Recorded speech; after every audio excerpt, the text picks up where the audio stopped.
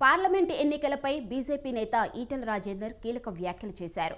కొంగరకాలంలో మాట్లాడిన ఆయన బీజేపీపై ఎన్ని కుట్రలు చేసినా ఉత్తర తెలంగాణ ప్రజలు గెలిపించారన్నారు.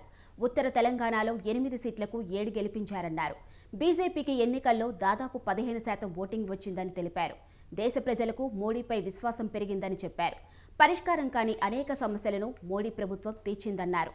మోడీ నాయకత్వంలో దేశ ప్రతిష్ట పెరిగిందని ఈటెల స్పష్టం చేశారు.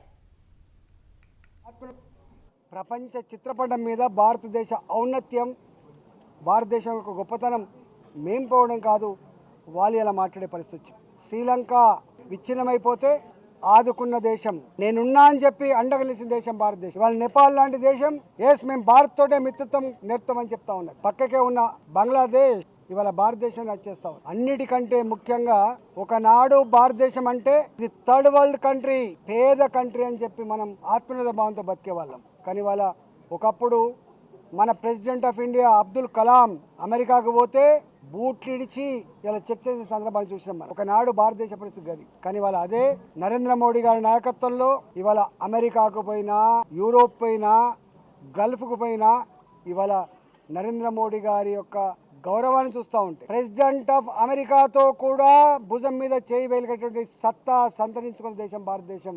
అది నరేంద్ర మోడీ గారి నాయకత్వంలో వచ్చింది. ప్రపంచ చిత్రపటం మీద భారతదేశ ఔన్నత్యం, భారతదేశం యొక్క గొప్పతనం మేం పోవడం కాదు, వాళ్ళు ఇలా మాట్లాడే పరిస్థితి వచ్చింది. శ్రీలంక విచ్ఛిన్నమైపోతే ఆదుకున్న దేశం, నేనున్నా అని చెప్పి అండగలిసిన దేశం భారతదేశం. వాళ్ళు నేపాల్ లాంటి